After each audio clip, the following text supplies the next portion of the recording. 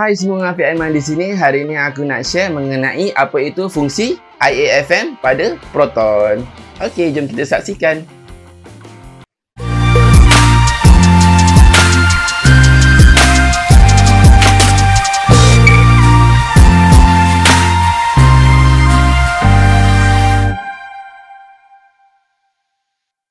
Assalamualaikum dan apa khabar semua. Hari ini kita akan belajar mengenai apa itu fungsi IAFM. Okey, so IAFM ni ada pada Proton personal lama.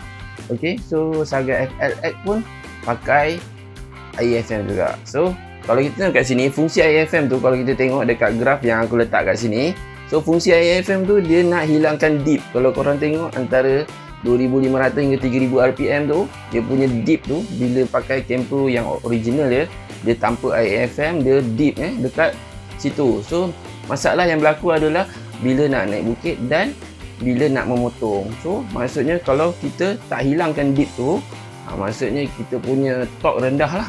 So horsepower pun rendah. Jadi kita kehilangan kuasa sedikit kat situ yang menyebabkan driver akan rasa sedikit berat lah sewaktu memandu tu. Okay, so sebab itulah Proton memperkenalkan IAFM punya teknologi ke dalam sistem. Okey, so IAFM ni sebenarnya adalah variable intake manifold. So dia membezakan dia punya panjang intake untuk udara tu daripada throttle body pergi ke dalam kebuk pembakaran berapa jauh. Okey, so itu dia punya basic. So bila IAFM tu dia pendek untuk apa dan bila panjang tu untuk apa, itu yang kita nak kongsikan lah untuk hari ni.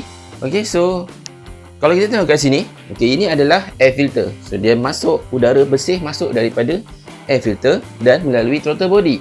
Okey, bila dia dah melalui throttle body, dia akan masuk ke dalam intake manifold. Dalam intake manifold untuk enjin NA NA adalah natural aspirated. Maksudnya tak ada turbo, tak ada supercharger, tak ada bantuan, dia hanya udara yang terus masuk ke dalam enjin. So bila kita terus tengok kat sini, dia terus bila valve ni dia akan tutup buka kan, kita tolak ke atas kan. So valve tu pun tutup. So bila valve tu tutup, udara yang masuk kat dalam ni dia akan terpantul balik ke dalam intake manifold. So bila dia dah masuk ke dalam intake manifold, dia akan masuk ke dalam, so dia patah balik ke dalam sini. So daripada situ kita nampak udara yang terpelanting balik tu kan, lama-lama dia akan diminish lah, dia akan hilang. Okey, so bila dia hilang, so maksudnya kita kehilangan tenaga kat situ. So apa yang IAFM buat, so bila dia punya patah balik ni, dia nak yang dia patah balik tu masuk juga ke dalam. So kalau kita membezakan intake manifold tu punya panjang, kejap pendek kejap panjang, so dia akan membantulah. So kalau kita buat pada masa yang tepat, dia akan terus masuk ke dalam intake manifold dan memberi kesan supercharging effect. So itulah yang berlaku dekat graf ni. So dia memberikan supercharging effect pada RPM yang lebih tinggi. Okey, so kalau kita tengok kat sini, low RPM maksudnya dia sempit. Okey, kalau kita tengok dekat IAFM tu, kalau boleh cari dekat online, yang untuk low RPM adalah lebih sempit berbanding yang dekat high RPM. Okey, dan untuk high RPM dia pendek. So yang untuk low RPM dia panjang. Okey, so kalau kita tengok kat sini, kenapa dia perlu sempit? Untuk kelajuan tinggi. And then turbulence pun akan makin tinggi. So maksudnya dia akan patah balik tu, dia akan meng-create turbulence lah kat dalam tu. And then dia bila dia masuk ke dalam kebuk pembakaran, dia akan lebih sempurna pembakaran dekat dalam enjin. Okay, so efficiency pun meningkat. Dan untuk high RPM dia lebar. So bila dia lebar, hanya untuk compensate lah berapa banyak udara boleh masuk ke dalam kebuk pembakaran. Sebab bila high RPM, kita nak kita punya lubang tu sebesar yang sebaik mungkin lah, sebesar yang sebaik mungkin. Okey, so lagi banyak udara masuk, lagi banyaklah dia membantu masuk ke dalam kebuk pembakaran dan horsepower pun boleh makin tinggi. Okey, so tapi untuk fungsi IAFM ni, dia bukan untuk dapat horsepower lebih tinggi ya. Jangan salah faham, dia hanya untuk membantu dip pada torque 2500 hingga 3000 tu. So teknologi dia tu dia kawal hanya untuk hilangkan dip tu. Okey, so kalau tengok kat graf tu pun boleh nampak lah, dia memang hilang dip tu, tapi yang lain semua sama, power sama ataupun ada tambah sikit kot. Okey, and then so kalau kita tengok kat sini, IAFM berbentuk begini sebenarnya.